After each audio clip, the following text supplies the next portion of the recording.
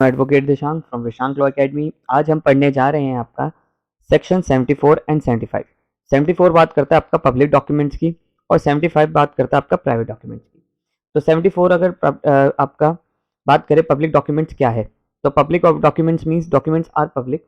जो आपका document public ऐसे है जैसे कि अगर कोई सॉवरेन अथॉरिटी है, सॉवरेन अथॉरिटी मतलब जैसे जिनको डिसीजन मेकिंग पावर है, ठीक है, वो यानी कि सरकारी आयोग समझ लो, ऑफिशियल बॉडीज है, ट्रिब्यूनल्स है, कोर्ट्स हैं, जुडिशियल है, लेजिस्लेटिव, एग्जीक्यूटिव, जुडिशरी से रिलेटेड कोई कागज है, ठीक है, आपका फॉरेन कंट्री से रिलेटेड कोई कागज है जो हमारे पास रखे हुए हैं। Public records kept in private documents, मान लो जैसे एक सेल डीड है, सेल डीड आपका एक पब्लिक डॉक्यूमेंट है, ए और बी के बीच में साइन हुई है, पर अब ये रजिस्टर्ड हो गई है, अब रजिस्टर्ड होकर सब रजिस्ट्रार ऑफिस में पड़ी हुई है, एसडीएम ऑफिस में पड़ी हुई है, तो यहाँ पर ये क्या है, पब्लिक डॉक्यूमेंट है ये प्राइवेट डॉक्यूमेंट, बट अब यहाँ पर ये क्या है, पब्लिक डॉक्यूमेंट है, ठीक है। तो इन चीज़ों को आप कहें कि सॉवरेन मतलब यानी कि पब्लिक अथॉरिटी में बन गए।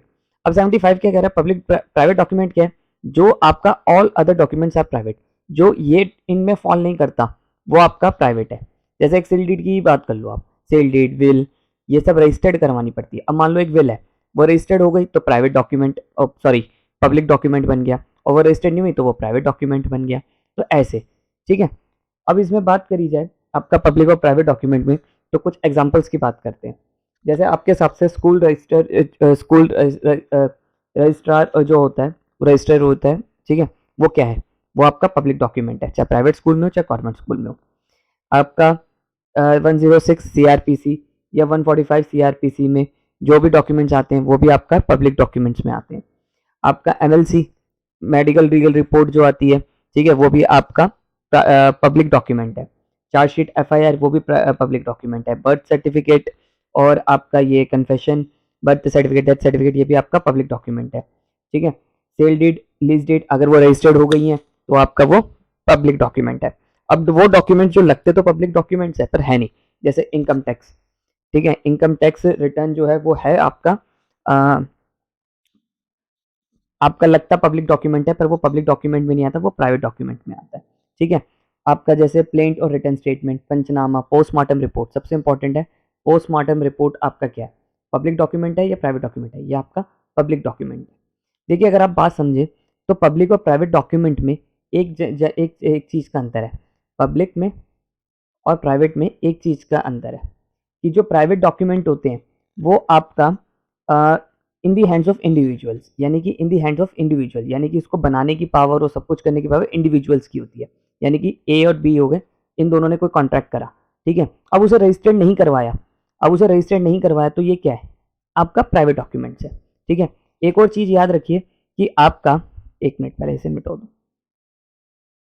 प्राइवेट डॉक्यूमेंट से रिलेटेड आप सेकेंडरी एविडेंस नहीं दे सकते, क्योंकि सिर्फ सेकेंडरी एविडेंस आपका primary evidence, sorry, public document से रिलेटेड ही आपका प्राइमरी और सेकेंडरी एविडेंस की बात करी जाएगी।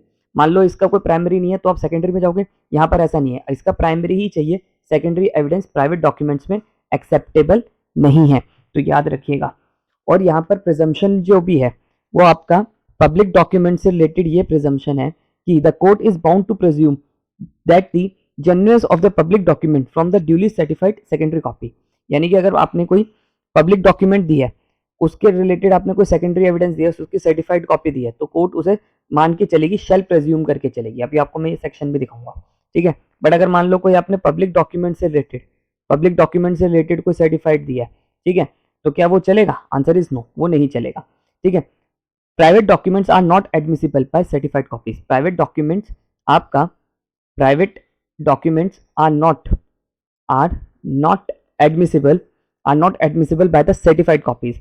आपका प्राइवेट डॉक्यूमेंट्स में आपका सर्टिफाइड नहीं चलेगा, सर्टिफाइड कॉपीज नहीं चलेगी। और इससे रिलेटेड प्रिजम्पशन क्या होगी, ठीक है, कि जेन्युइननेस की presumption, no presumption made out, कोई प्रिजम्पशन मेड आउट नहीं होगी, ठीक है, कोई इन्फ्लुएंस नहीं लगाएगा, कोर्ट अपने दिमाग से नहीं लगाएगा, क्योंकि यहाँ पर कोई सेकेंडरी एविडेंस की बात ही नहीं हो रही। बस इसमें इतनी बात करिए। और यहाँ पर सेक्शन 76 में आपका ये बताया गया कि, हाँ, सेक्शन 76 से ये बताया गया every public officer having the custody of it. अब सर्टिफाइड कॉपीज लाएगा कौन? सर्टिफाइड कॉपी लाने वाला एक पब्लिक ऑफिसर ही लाएगा। जैसे मान लो मुझे, ऑब्वियस सी बात है, आपका एसडीएम ऑफिस से कुछ मंगवाना है, ठीक है, एक सेल डीड हुई थी registered between A and B, ये डॉक्यूमेंट मंगवाना जो रजिस्टर्ड हुई है।